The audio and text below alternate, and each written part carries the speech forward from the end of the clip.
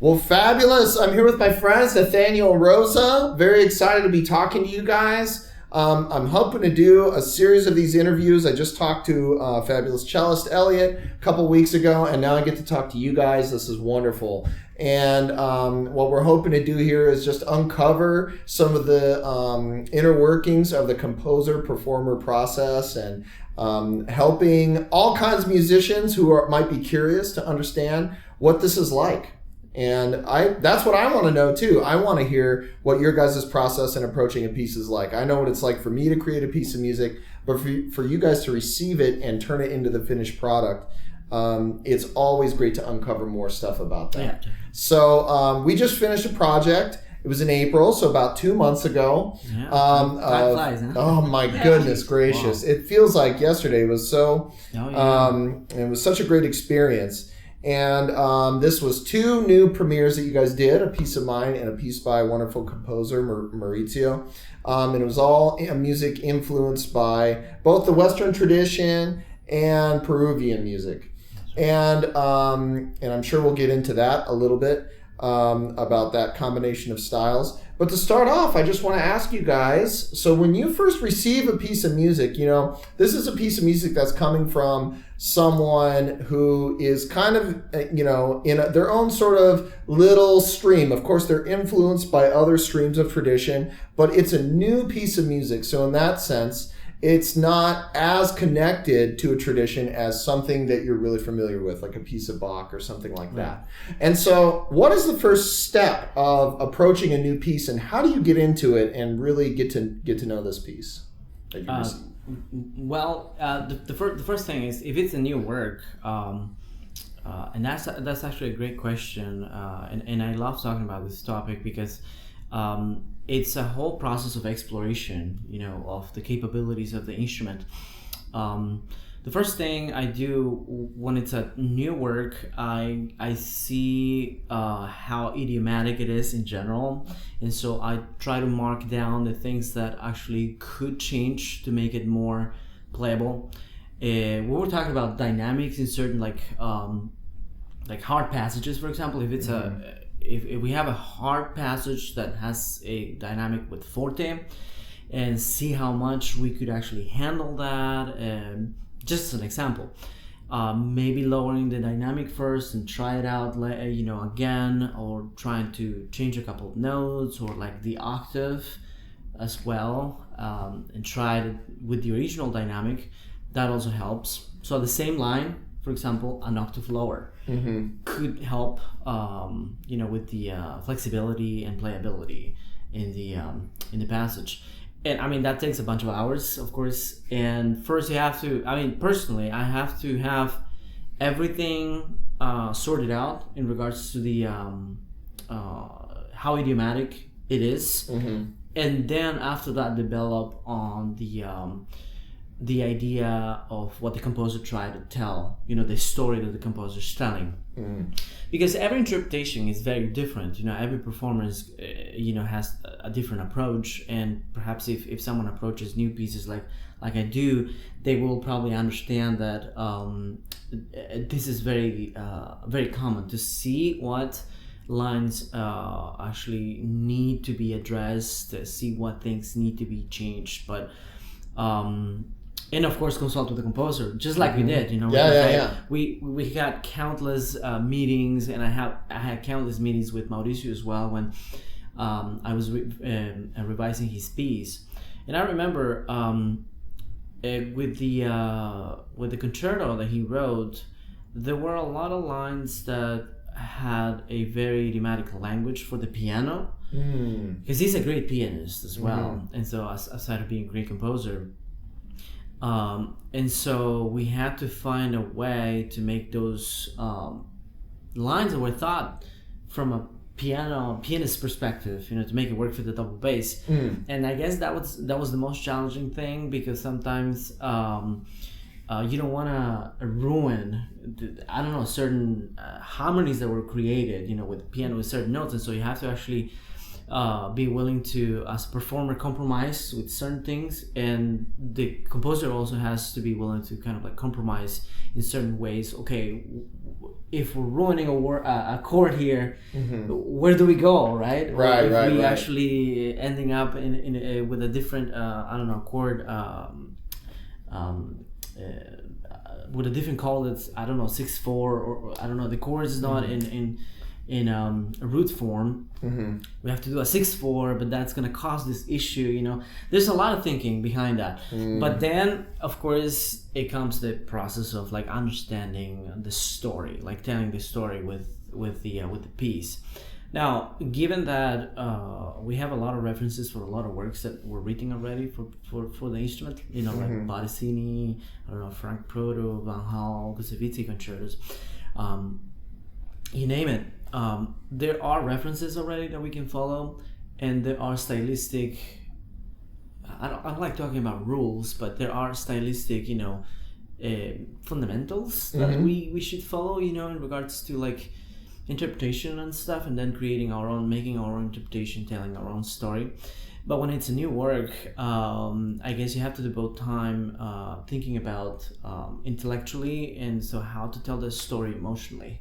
How to kind of like ingrain into the inspiration process of the composer.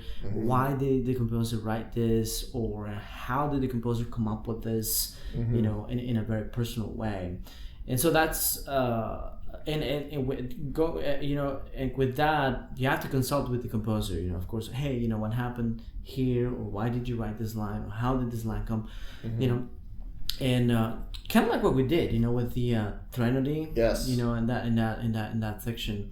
Playing that movement with just the double bass was just a blast for me. I don't know, it felt like it was so free, for me, in a way, and I'm actually thankful that you were able to compromise with that, because it was super great. I don't know, it was a very unique experience for me. I think that's my 2 cents on how I interpret new music. Of course, technique, the technicality comes first, and how idiomatic the work is at first, kind of like having the raw product, and then moving into the kind of like final product, and then you start understanding, you start digging through the deepest stuff later on, kind of like the interpreting now when it comes to light, right? That seems like that's important to note, and I'm sure this is the case with a lot of other high quality performers as well, which is that the first way that they start to understand the work is approaching it from a standpoint of playability, asking themselves, how playable is this, and how am I going to be able to simply get my fingers around this? That's their first impression of it. And so inevitably too, that's going to affect the way that they understand the piece from then on, is from that first impression. So that's very good. And one thing that I appreciate that you guys have done that that the people that I enjoy working with the most do is they'll try many things and really dig into the intention of a passage, and then they'll present, here, I tried it this many ways. I tried an octave lower, like you said. Right, yeah. I tried this particular fingering. I tried changing one note, so on and so forth. And these are all the effects. And then you'll say something like, this is the one that I think works best. What do you think? And then I'll come back and say, actually, yeah, that sounds great. That's the intention. Or I'll say, that's really good, except for I was hoping that this one note would line up with the piano this way. And then we'll come to a conclusion. And, it's really complex. The background work for it is laborious that you guys do. I know it is. You guys are extremely hardworking, both of you. And especially because the double bass is so underestimated these days with the technique and the solo playing and stuff. I remember there was a composer. It was a long time ago in an orchestration class that I took. We were analyzing I think it was some Stravinsky or Bartok or something. I forgot exactly. Or I think it was Bruckner. The double bass lines in Bruckner symphonies are just really, really tough to play. And so there was a passage that the professor showed us, and it was really complex. It was a really complex passage. And so I remember there was one composer that looked at it and he said, can bass players play that? Can they read that? And I was thinking, well, yeah, I mean, we can't do that, of course, with certain practice, and you just have to be able to address that from, as I said, the technical aspect, solve what needs to be solved at first, and then you interpret it in a very effective way. Now with orchestral music, it's different because orchestral chops are different than solo chops. As we were just talking about that. But certainly, the double bass is a very underestimated instrument these days for solo music, and there's a lot of people that don't know the capabilities of the solo bass, and I mean it's just terrific because we can do a lot of things. The double bass is a very versatile instrument. I mean, you see it in jazz, rockabilly, yes, rock and roll, country music, salsa, Latin music, Latin jazz, classical. I mean, the double bass is just very, very, very versatile, and I don't see why not take it out there as a solo instrument. Oh yes. Yeah.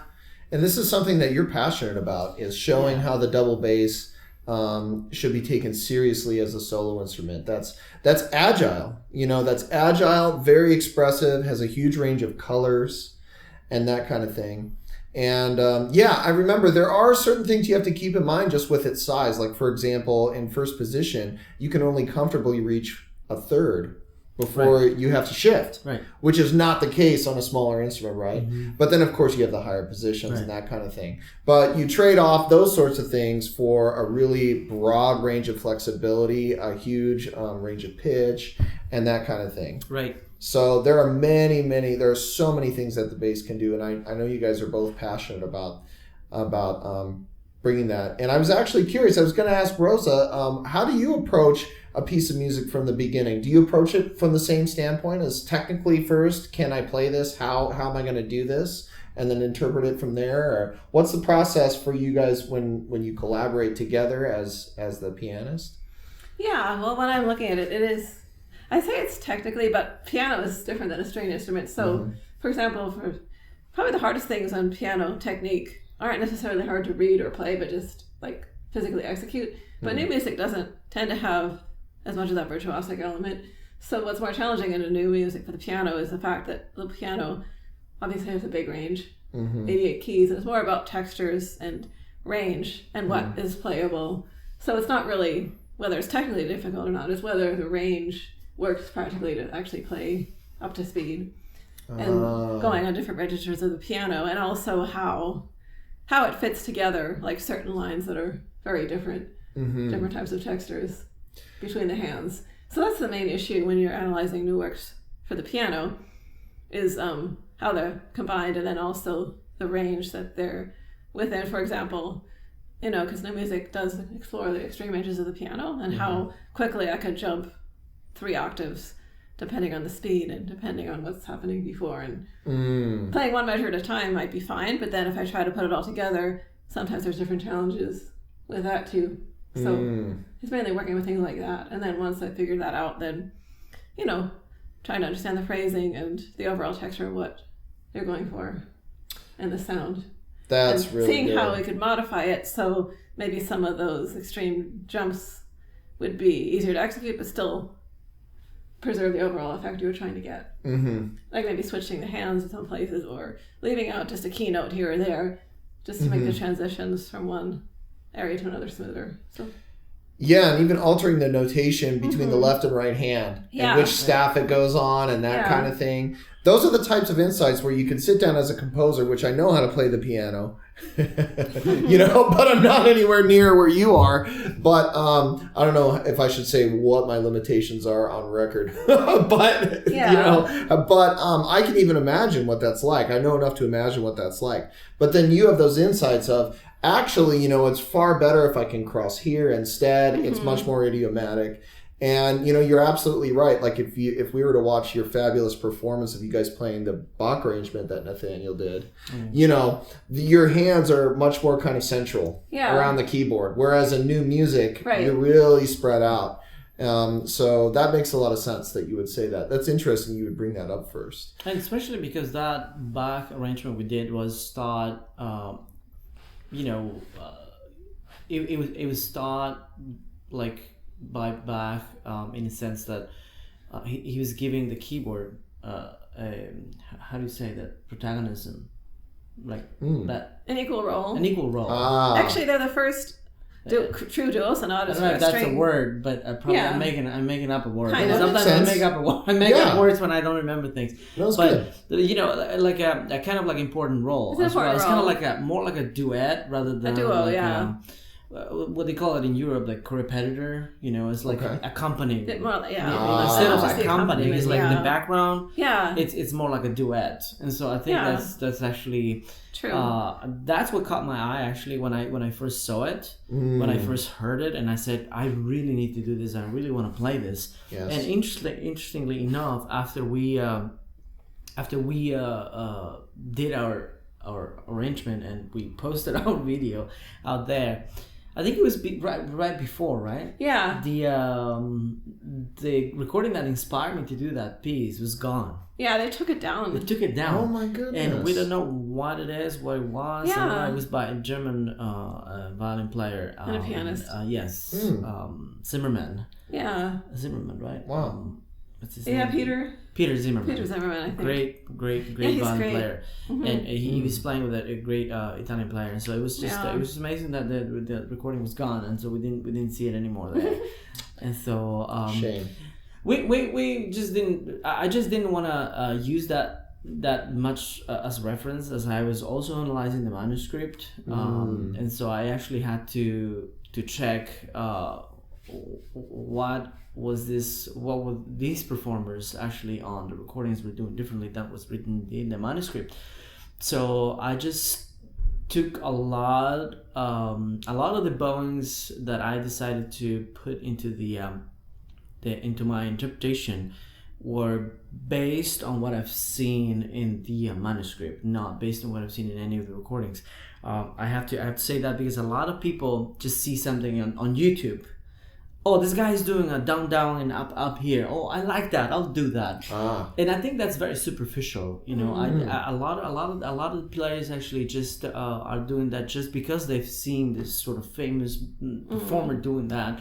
But they don't question the reason behind, the reason why they did that. And I think for me, especially with the Bach, was very, very important to see what was written in the manuscript, and then make my own, judgment and determination. What am I gonna use for this one? Okay, this was written for a Baroque violin, and then these people actually made this interpretation with a more modern instrument, and I'm pretty sure it was based on the manuscript.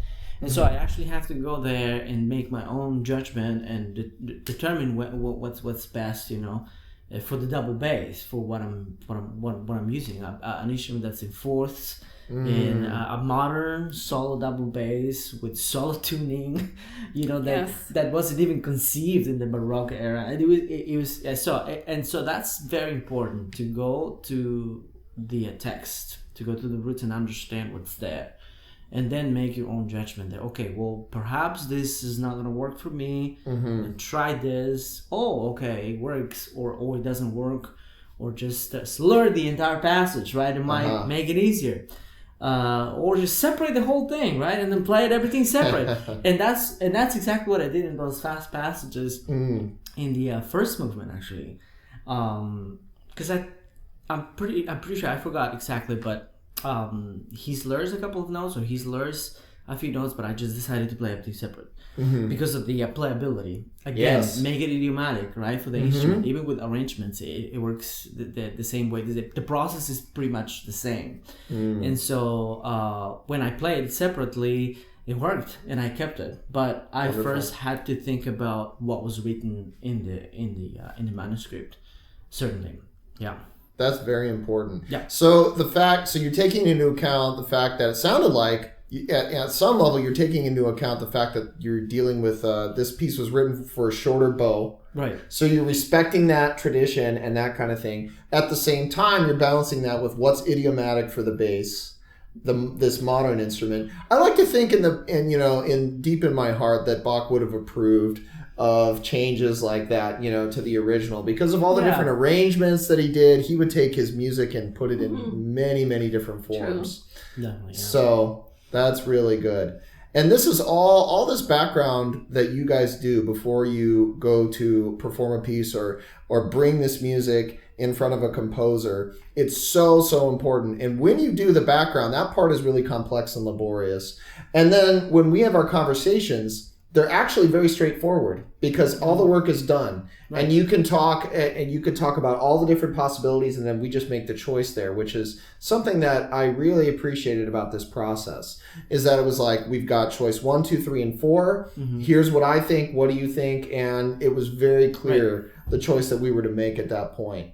And it really makes I think the choices that we made and the ones that you made with Maurizio really made those works shine. And maybe here we can I want to ask you a little bit more about your guys' artistic goals with presenting the bass as a solo instrument. What are your thoughts on what you want to do as artists with presenting the bass in this way in general? Well, that's a great question, and thank you for that question, really. Well, the first thing I'm gonna say is that I like the idea that a double bass player should study the bass literature. Mm-hmm. I've seen, it's very common to see a lot of bass players now these days focusing on excerpts, on orchestral excerpts, and I think that's very important. But a lot of them are missing out on the basic double bass literature that's been written throughout the eras. A lot of the classical concertos and the bel canto concertos that were written, the bel canto pieces, and the fantasies that were written by Battistini, a lot of the virtuosic stuff that pretty much gave birth to this fantastic instrument. Mm-hmm. Of course, not neglecting the importance of studying the orchestral excerpts. I think that's a very, very tough job for a bass player, because a lot of schools are focusing their energy on like excerpts, and the exposition of certain concerto and one movement of a Bach cello suite, and that's it for the audition. And then boom, you have a lot of people winning auditions with that, which is that. Wow! And it's amazing. I mean, and I don't discredit that. I just believe that as a bass player, it's important to explore a lot of the repertoire that's being written aside of the orchestral excerpts. Plus, having the right tools, the right gear helps, because not every bass is made actually to be a good orchestral bass, and not every orchestral bass could be a good solo bass, because there are, certain tone colors, certain limitations, let's say, with certain, with certain basses that we have to consider. But I believe that as a bass player, the hardest work is to be like an well-rounded. There are many examples of that. There's this bass player, Thomas Martin, that's been principal bass with many great symphony orchestras in the world, and he was principal, I think, with the London Symphony, if I'm not mistaken, for a while, and he's one of the foremost soloists in the world these days. And we have a lot of the European bassists from the Berlin Philharmonic who are great orchestral players, but they have solo albums, quite a few actually.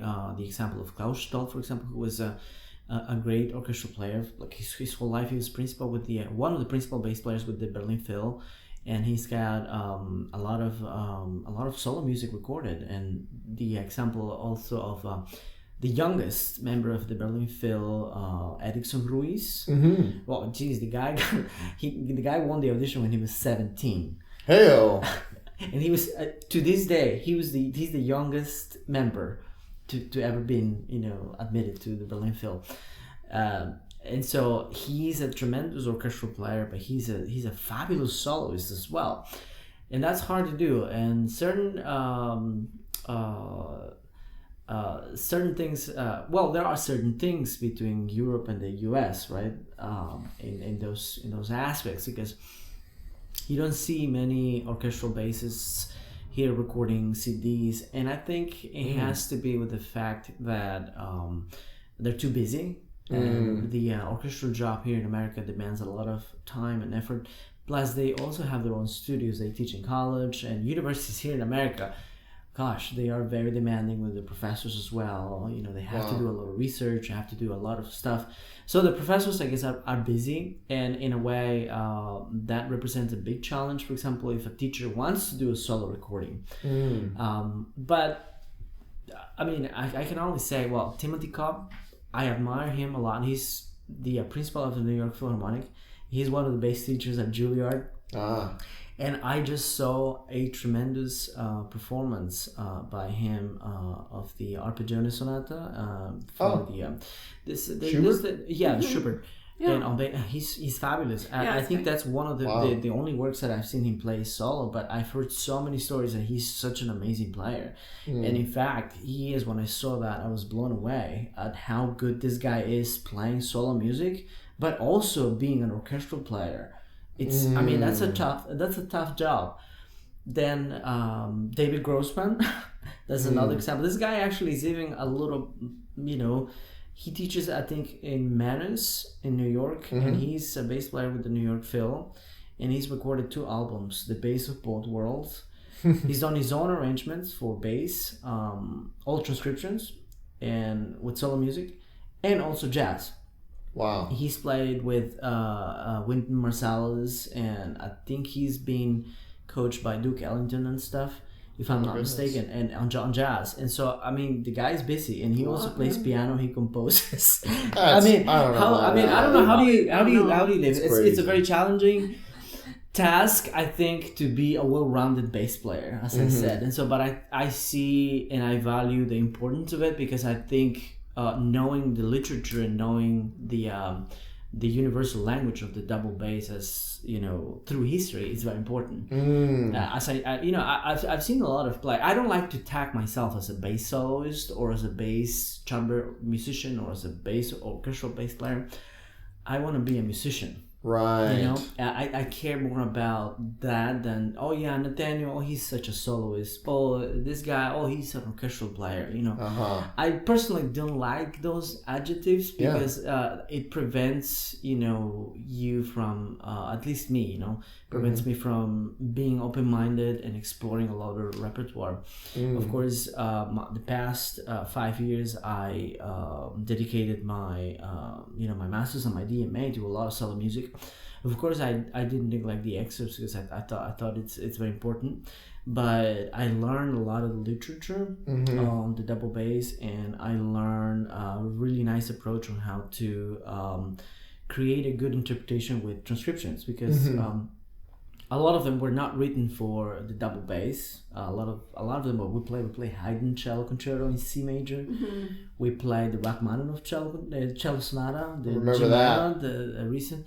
Another transcription we did the Franck sonata, Sonata. Brahms. We did the Brahms sonata in E minor. It was. I mean. And these were all, you transcribed these and you arranged them for the bass, or they already existed? They already existed. Transcriptions. For the Haydn and the Rachmaninoff, I used the original written text. Okay. But for the cello sonata in E minor by Brahms, there's an edition by Josef Pruner that was provided by my teacher at ASU. And for the Franck, there are 2 editions actually. One by Stuart Sankey, if I'm not mistaken, and the other one that I used was by Eugene Levinson, who was a former principal of the New York Phil and retired professor at Juilliard, and he was a tremendous soloist as well, Russian bass player. And I played his edition actually for the Franck Sonata, because he had to transpose it to the solo tuning. That's right. Yeah, and that's right. Yeah, but the Rachmaninoff cello sonata, it's impossible. You just can't transpose it to solo tuning because it's in G minor. Oh, okay. And so, and then if I wanted to play with solo tuning, I would have to play in F minor. In F minor. And that's, oh my goodness. That's just out of the question. Right? That's an awkward key for bass. Let's face it. I mean, it's just a hard thing to do. I just use the original tuning. I just tune my solo strings down to orchestral. Oh, there you go. There you go. Yeah. Because you have to change the piano key, not the way the piano part's written. There's no way. Yeah. Oh, really? It only works in... It's, okay. Well, I mean, it is a string sonata, but it's more like a piano sonata, too. I mean, it's really huge. Well, it's Rachmaninoff. Yeah. Right. Well, what makes it even more complicated than that, like, is if you wanted to use solo tuning and then read the original notes and make it sound A minor instead of G minor, but then the piano would have to be transposed. Oh my goodness. That's just out of the question. And then Rosa's a big no. That's a no for me, dog. Yeah. Oh, really? Oh, yeah. Part of that these too. huge sonatas, like, pianists would never consider learning them in another key because it would be like relearning the whole thing. It's so virtuosic. Yeah. And there's so many riffs. There's so many riffs for your fingers that are important for hitting the white keys here and the black keys here, and certain keys work well. For the piano, and there's a reason. Yes. For that, okay, that's a really good point. That Rachmaninoff voice is really hard. I had actually Michelle Kim. Yeah, she played for that one. She played for that one because she was a hero. Because I actually got that lined up with somebody else that was a performance major. But they were too busy, or they had some conflicts actually with some auditions. But so they couldn't do it. And then it was just too close for Rosa to start digging it because she was too busy as well. She was accompanying a lot of singers. Oh yeah, she was going like up and down. Yeah, she's like, man, you should have told me this a long time ago. Right? She was like, why did this person just back out right now? Yeah. And because he had played it before with other musicians, so he had a chance to work with somebody who really knew the piece, but then he couldn't do it. Okay. And so I was actually in like pretty rough situation because I was struggling to find a pianist that would be willing to do it at such short time. Yeah. Right. Michelle stepped up. She's like, okay, me. That went off very well. She's a hero. Yeah, I loved it. And you know, if she sees this interview, hi Michelle, and we're still thankful for that. And good job. I still remember that performance. That stuck in my mind. It was a while ago. Gosh, that was really good. I'm telling you, it was nerve-wracking. I was backstage. You know that sort of like I don't know if you've seen performers that like when they're backstage they don't talk, they don't want to look at you. They don't want to do anything. But I mean, I am the kind of performer that if I don't talk, that if I isolate myself, I'm gonna feel even worse. Me too, actually. Really? It does get to that point where like if you isolate yourself too much, you just can't. I mean, you can't enjoy it. No. But once I was backstage, you know, I was kind of like talkative and stuff with them, you know, with whoever my usher was, whoever was ushering my recital. We were making jokes, saying things like, "Oh yeah, now you're gonna play the big cello here and there, ha ha ha, he ha." Yeah. As soon as the door opened, something like crossed my body from top to bottom, like. Oh man. I saw my stand. They stand with my parts in front. It's etching. As I started to walk out, I looked at the audience and I looked at my teacher, Catalin Rotaro, was there. Oh, yeah. I saw my committee. Professor Ted Solis was there. A couple of cellist friends were there. Yes. What did I get myself into? Oh man! You know? And so my heart rate's going up just listening to that description. It was like, I know what you're talking about. And you know, I've been told by my former teacher when I was doing my undergrad that I'm a good actor. To mask my nervousness. You are. I am good at looking. Not looking nervous. Oh, you never do, on stage, but inside I'm shitting my pants. When I'm playing cards like Rachmaninoff, I'm telling you. Oh my goodness. When it comes to that, yeah. But when it's something that I know that it's something that I really, I don't know. I think it was because of the fact that I just did not feel. At ease. It's not like when you do something that's like you're not, feeling. You felt like there was an element of risk still, maybe. Yeah, is that maybe. Right? Maybe that's what it was, or maybe I felt like perhaps I would be better off spending my time doing something else. I don't know. Maybe it was something that was not letting me enjoy that too much. But even with all that feeling, I think it came out pretty well. Oh, it did. Because it was actually quite a challenge to work on all of that. Plus, my teachers' expectations, were like really high on that, because I was, at the peak of my DMA. Last year. But after that, I got injured, and geez, I couldn't play for 4 months. But thank God, I was able to do that right there, because imagine if I had injured, plus this whole like mental thing, plus the dissertation, dude. It would have dragged. It would have been dragged. Yeah, it would have been horrible. But anyways, this is a very magical work for bassists, because we are like cellists 250 years ago. We are evolving at a fast pace. The double bass is evolving like you see a lot of virtuosos now these days playing a lot of solo music, transcriptions, and orchestral players that are refining their playing to a level that's just unimaginable. Like you couldn't see that like 20-25 years ago. Like, it's exciting. Yeah, it's exciting. You see a lot of kids like, I don't know, man, like 16, 17 years. I have one student, in Kansas City. He used to live here in Arizona. He's a 16-year-old kid, and he just won a solo competition in Kansas City, and he beat a few violin players at cellist who played the Elgar Concerto. He played the Van Hal Concerto, and he won first prize at 16. And he's going to be a soloist with the Northland Symphony there in Kansas City. And so it's the double bass as a solo instrument is evolving. And I don't know, God knows what's going to happen 100 years from now to the instrument. But I'm pretty sure, the bass is going to explode. It's going to be a bomb. That's fabulous. That reminds me of, sometimes when you talk about this, it kind of makes me think of what happened with the guitar in the 20th century, about how, in the past, yes, there were classical works written for it, but it was kind of on the fringes. And then there was a few important personalities that brought it kind of more into the mainstream, and it became a respected classical instrument more and more and more.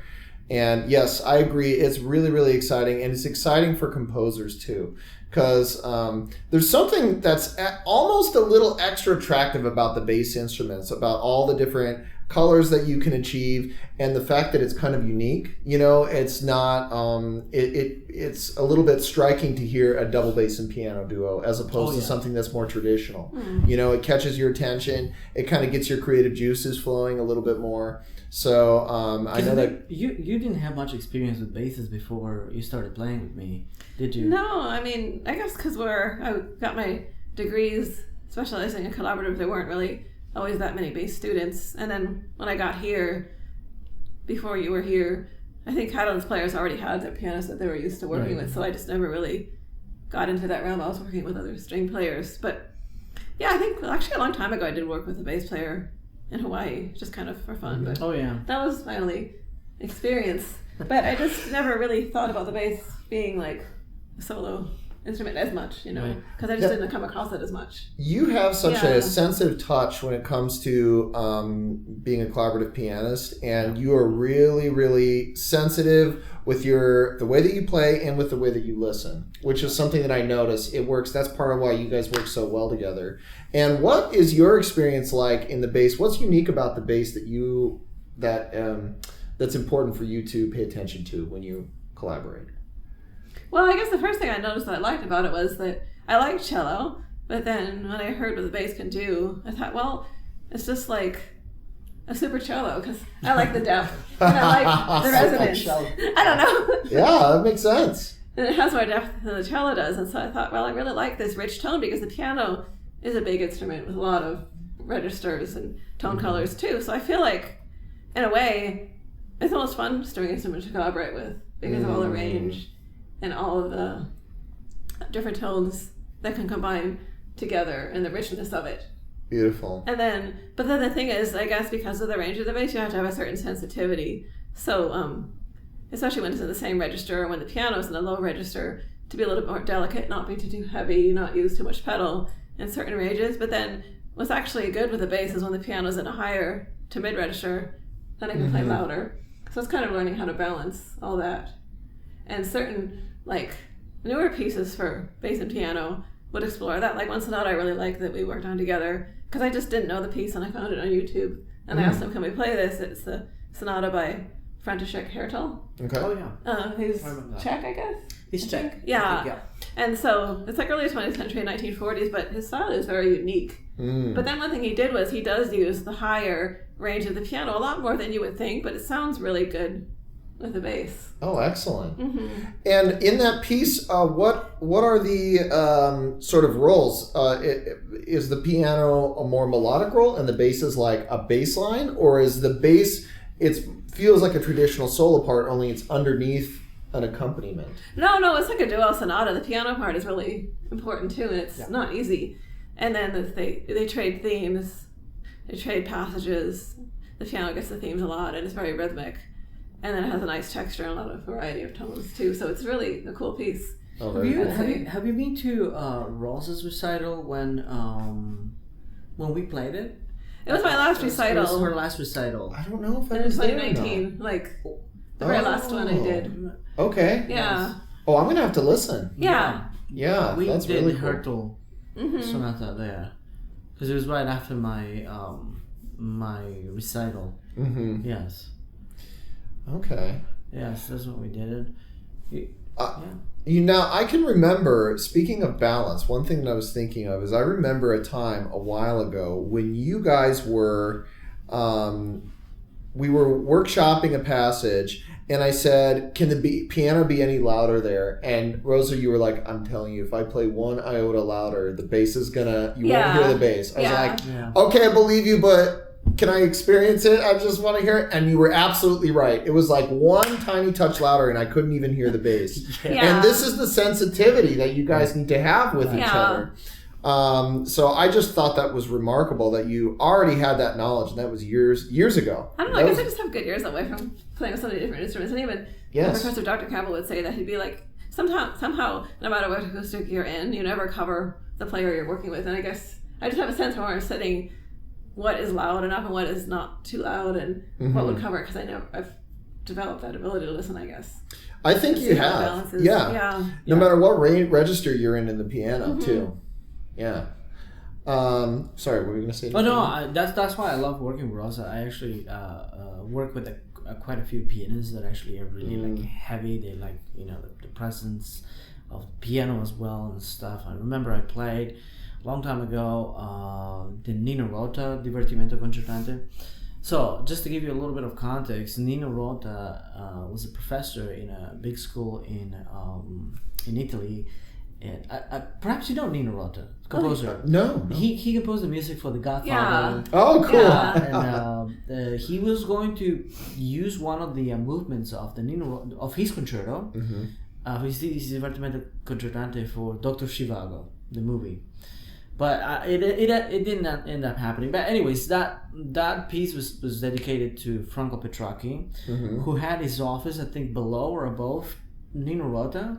And so he would, listen to a lot of the kids, the bass students, struggling with bass exercises, like playing like big jumps and sometimes out of tune. And Nino Rota came up with this idea of kind of like making a joke, right, about all the difficulties of playing solo bass. So he dedicated this Divertimento Concertante to Petracchi and his students, I would say too, because he was inspired from his students. But once I played that concerto, that Divertimento Concertante in Mississippi with a pianist that happened to have gone to school with Lang Lang. He's a tremendous Chinese pianist. Wow. And oh my gosh, the guy was a beast. But geez, he would like bang the piano so much. He would like and I'd be like, oh my gosh, this guy. I'd be like, okay. Well, it's like a cello. You're supposed to be the soloist. Yeah. It kind of like especially when you're playing an orchestral part in the piano, it's supposed to be more of a supporting role. Yes. Because it wasn't written for the piano, it was written for the orchestra. But I can see that I could see that the sort of lang thing, you know, but it was very very it was very good to work with him. I mean, he's a great pianist, but certainly I noticed the fact that he was just too like his sound was too heavy, and at some point it forced me to kind of like, you know, push my instrument to its limits, which sometimes is not natural, you know, if you think about it. It's like, okay, well, what's the point of actually pushing my instrument so much if at the end the music is not gonna come out well, just to actually battle with this pianist behind me that's banging the piano so much. Right. I mean, the guy's amazing, but he was just too heavy. Yes. He was too heavy, and that's one of the things that I love working with Rosa. You know, that she's so sensitive about it, and not only with basses, I think with different, you know, instruments. Yeah, I've gotten used to that. You know, I guess it's the experience of like being, you know, very flexible, you know, at all times. I think not many pianists can do that these days, and so especially if they're not collaborative. Geez, they either play too loud or they rush too much, or they, you know, it's just, That's a skill in and of itself, to be a collaborative pianist. You can be an excellent, amazing musician and not necessarily have the skill built up that it takes to play sensitively with another player. You know, you can throw... I was just saying the other day, I'm working with a really amazing wind quintet right now. And I was saying, like, you could throw 5 players together that are all really good on their own, but they might be horrible together until they mesh and learn to listen to each other and all of this. Yeah. So that's really, really great. That's something that I've enjoyed from the beginning, is the way that you guys work together, and then the way that you don't shy away from technical passages or, you know, interesting colors, going for interesting colors, harmonies with large chords on the piano and harmonics, for example, on the bass, or really fast passages that really showcase what you can do on the bass, especially in higher positions when you can really access a whole bunch of notes and that kind of thing, and creative ways to shift and all of that.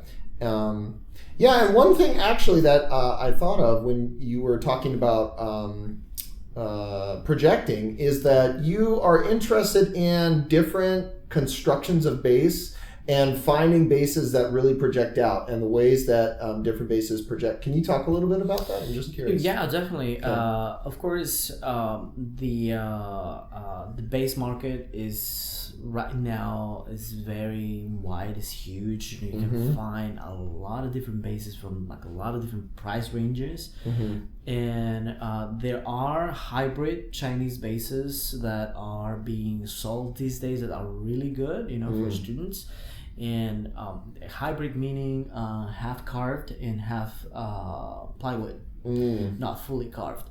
So a lot of those basses are actually, you know, pretty decent. You know, they offer a, you know, a warm and sharpy sound that's like, you know, needed for solo music. Not necessarily to compete, you know, in an orchestral audition, I would say, depending on the setup. Because I mean, I've seen cases like of people winning. With like a $6,000-$7,000 bass, winning an audition. That was the last case of the last audition. I think it was an orchestra in the Midwest. I forgot.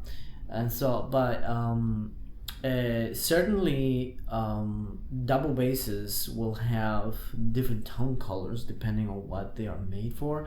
A great maker, Luciano Golia, he does his basses, you know, for solo, and he's got his inspiration on Katalin Rotaro, and Katalin has been playing his bass for quite a while, and I think he became really famous by playing the Paganini Caprice 24 on that bass that he made for him. That's cool. And so it was actually amazing. I mean, that was truly remarkable. When I saw that, I was still learning bass. It was, I think, like my second year as a bassist. And so I was blown away. I was like, what is this? And who made this bass? And so now to own one of those basses, and you heard the sound of my bass, you know, solo bass. And now I got a new bass that's orchestral, more like towards the orchestral, scope. A lot of basses are finding themselves by 2 basses now these days. You know, one for solo, one for orchestra. And so it's getting tough because not everyone can actually afford to do that. And so as a student, actually, you have to compromise. Like I mean, what's your budget? I mean, if your budget doesn't go beyond like $2,000, you can't get anything that's good these days. And so like, you gotta go like beyond $5,000 or $6,000, and so to actually get something that's kind of like decent, but still that is a gamble, because let's say if the instrument is not assembled well, it's not gonna have a good sound, and probably it's not gonna be too good, and then all of a sudden you will find that the instrument is just not what you were looking for. But when you have the instrument like carefully made for you, or you tried out many instruments that are actually more pricey, so then you have a lot of choices, depending on what your budget is. Of course, I mean, the sky is the limit. Is that we've seen basses that go beyond $200,000 now these days. What? Yeah. Oh my gosh. And so, but older basses don't necessarily sound better than newer basses. Let's get that right, because we just got a new bass that was made in 2016. It's a Paolo Roberti one, which is a wonderful bass. And so but also I tried a bass that was owned by Concertgebouw, and that was actually, what was the year of that bass? It was a Dutch bass. I think the 1800 something, but I forgot the exact year. Yeah, I think it was 1880 something.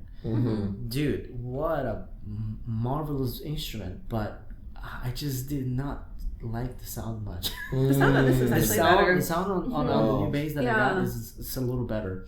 And then it's 2016. Yes. Okay. Then I tried a French bass, and it tends to be, I don't know, I guess the bass just was too big for me. And it was marvelous. I think it was a 1700 from the 1700s. But I just like this newer bass better, Wow. Yeah. It has a balanced sound, and it's very resonant. And I know exactly what you mean too about that it's most effective to have two basses. Kind of unfortunately. And, and a lot of performers actually these days, what they do is put solo strings on their this is a compromise. It's a compromise, but we have to have in mind that there are different brands, and there are different types of strings. With different brands, with the Pirastro offers the Flexocore, the Flexocore Original, the Flexocore Deluxe. They have the Permanent. They have the Olive. You name it. And they have different actually colors and tones that you're looking for. Then there's the Tomastic. Both brands actually. The Pirastro I think comes from Germany, and Tomastic comes from Austria.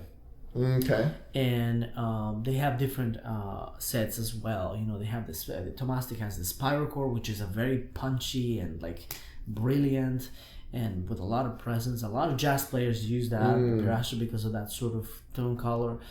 Or they have the Bel Canto, which is a more mellow but well-rounded instrument that it works really well on some basses, but it works like badly on other basses. I've heard, and they tend to die quickly.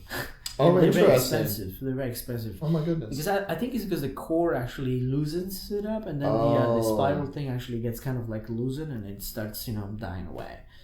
The core is the what part of the bass? I think it's the core of the string. Oh, the core of the string. I see. Is loosened, yeah, and so the string doesn't give too much after. Okay. If you play it a lot, of course. A lot of basses experiment with two different sets, like the two bottom. For a while, I did my F sharp and B solo tuning. I'm talking solo tuning, were Spirocores by Tomastic, and my two top E and A were Pirastro Flexocore Deluxe. You saw the two different brands, two different models, so just a combination. But then after a while, I decided to try Bel Cantos on my two top strings, the E and D. And then I liked the tone on the Bel Cantos, and then I started using the Bel Cantos for orchestra for my solo bass. To kind of like compensate for that brilliantness, that it has. I kept the Spirocore on the bottom string because of the punchiness that it has. Mm-hmm.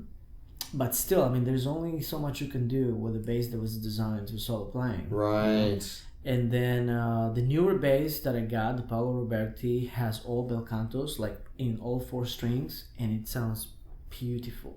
Wow. It's just the perfect match. A lot of orchestral players like bel canto, all full bel cantos on their strings. Okay. Yeah, some players prefer Pirastro Deluxe or Pirastro Original on their basses, depending on what you're looking for, and depending on what your double bass, on how your double bass responds to the sounds. You know, I mean, it's difficult to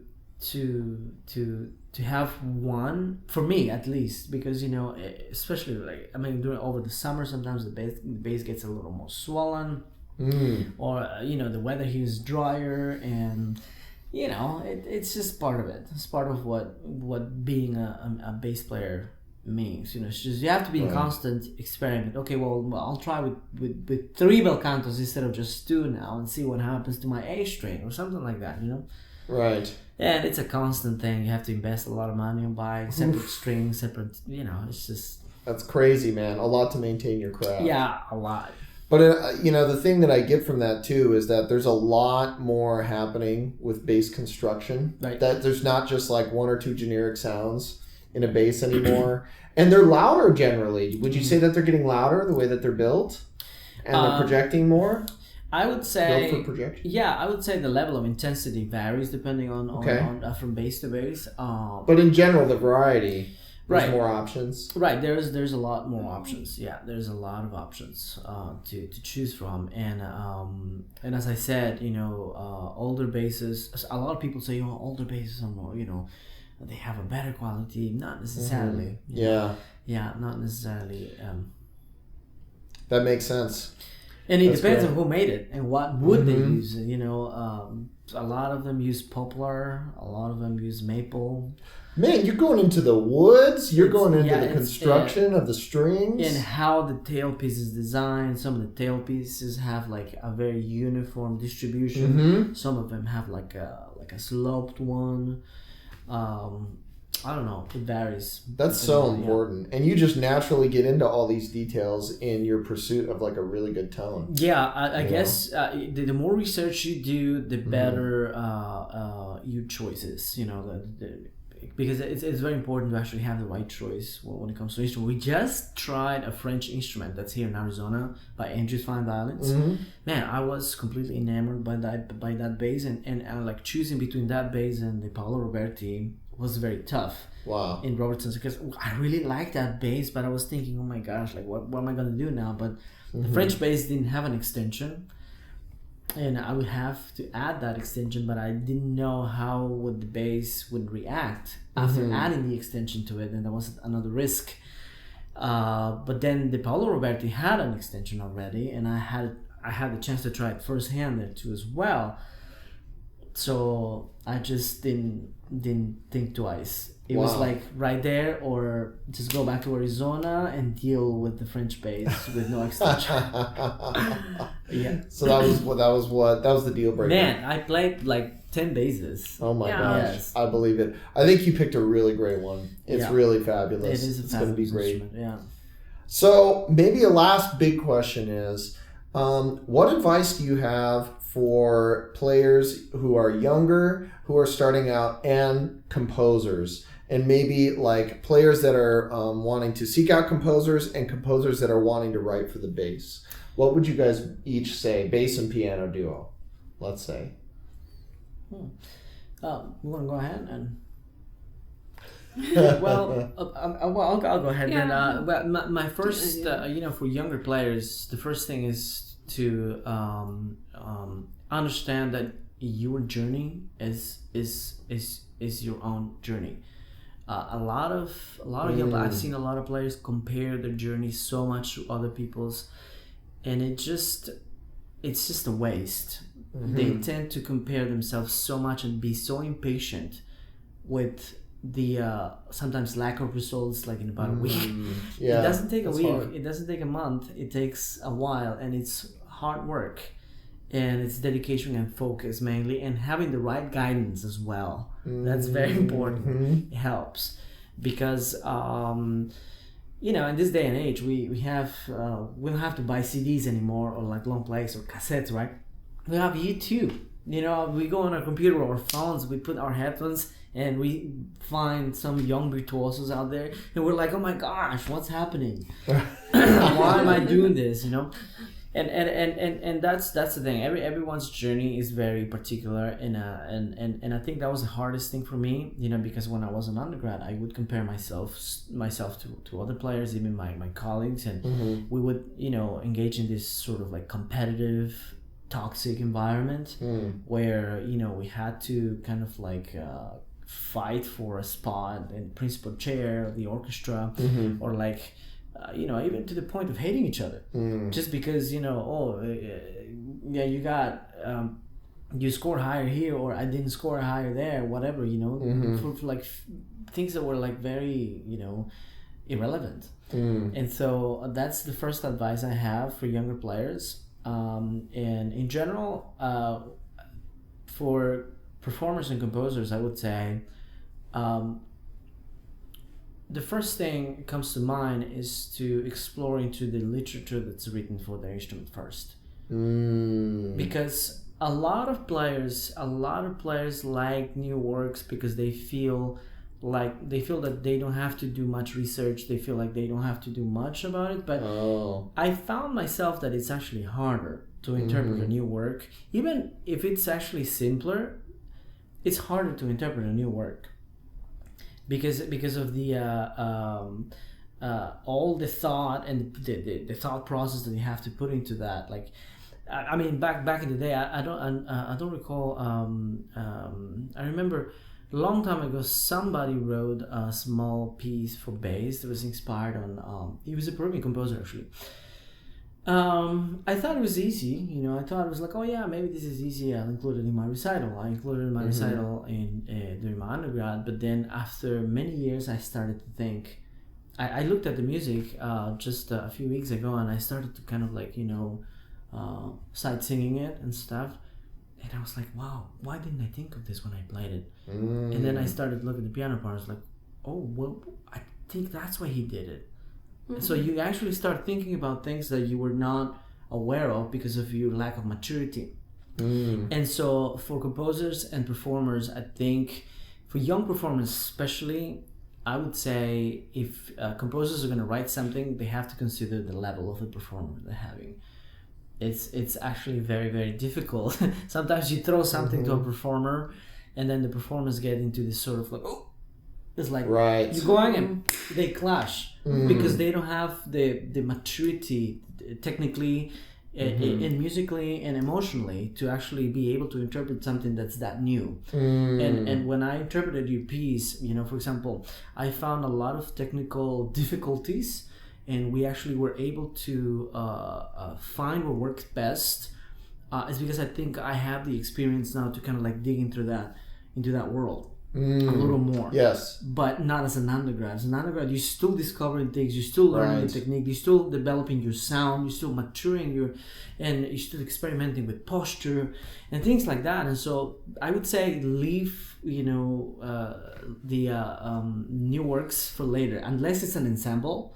I would say solo music is, I don't know, it's a little risky. I mean, I don't know, perhaps wind players might have a different experience, but at least for strings, I would say for bass, I would wait, until I'm ready to actually take on that challenge, because it's hard, it's hard to actually revise a piece that's actually then give some thought from a technical perspective and make it work musically. And like, how do you actually going to deliver this hard passage effectively to the audience?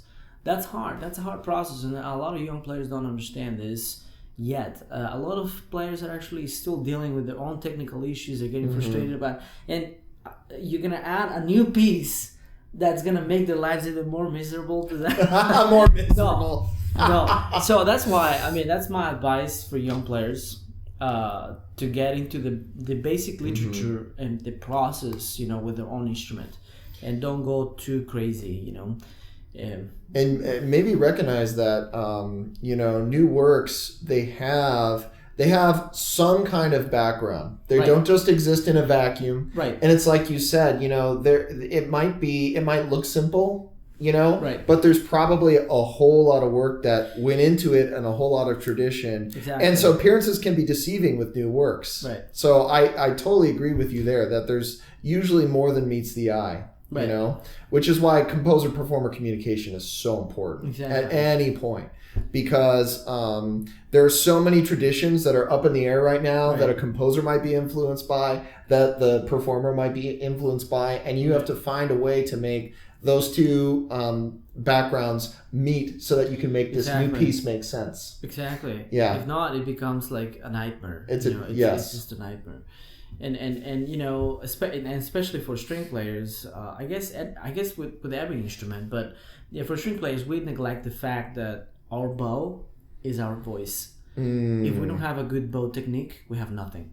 Mm-hmm. We can have the best left hand technique ever. You can be a virtuoso. You can play fast notes and you can play whatever. But if your sound is not rich, if your sound is not actually being delivered in an efficient way, that actually is causing me like those goosebumps and you're like, wow, what is that? What was that? But we have nothing. Simple. Wow. Simple. That's really good. The sound is one of the most important things, and that's I think that's why the reason my student won the competition, because we worked 2 weeks before the competition. We worked on a few lessons and we focused on his sound and his interpretation rather than his technicality. He wasn't, by the day of the competition, he wasn't worried about the technicality. He was thinking about how to interpret the music. That's where you want to be. Yeah, how to project your sound and how to actually deliver the music through your sound, not playing the notes. And that's the last thing that's the first thing you have to worry. The last thing, yeah. It's not that the notes are important, of course, you have to have it. But by like a month or 2 months before the competition, you can't be worried about solving things. You just can't. No. You have to be at a point where your sound needs to be the number one priority and your interpretation. Yeah. That's excellent. Yeah, that's what it is for me. Beautiful. And maybe the last bit of that's awesome. Maybe the last bit of advice can come from Rosa as we close. And Rosa, what is the most important skill that you would stress between composers and performers in your years of experience working with composers, even some crazy ones? We know. No, I think it is actually a good experience for performers to do that, especially pianists, because it's been my experience teaching piano and knowing other pianists, especially if they're not collaborative, they tend to get into this, maybe, I don't know, stuck, but like, there's so many pieces of the piano that everybody studies. But a pianist could go for years and years without working on a new piece, or even without playing with another musician, because pianists tend to play by themselves so much. So I would encourage young pianists to experiment with that, even when they're younger, teenagers. Start doing duos, try to play with another instrument. Maybe if you know a composer, try having the composer write something for you, and just, I think it's good for composers too, to have more interaction with musicians, because that way they can see how the instrument works and talk to them. And besides just trying to, I know these days it's easier to write on the computer, but having the interaction with the instrumentalists too, and you come up with the ideas together, I think could be a good thing for both composers and performers.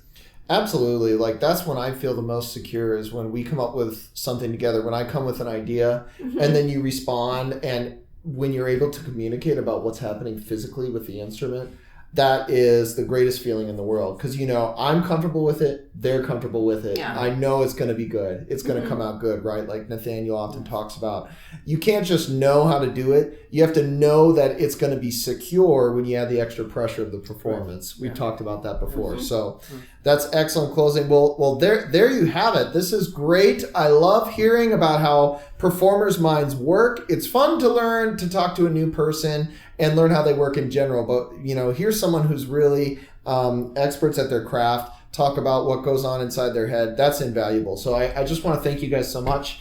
That was an awesome conversation. Really enjoyed it. And we'll look forward to sharing this conversation. Oh, yeah, of course. Awesome. Bill, it was a pleasure. Thanks. Yes, That's thanks, great. Man.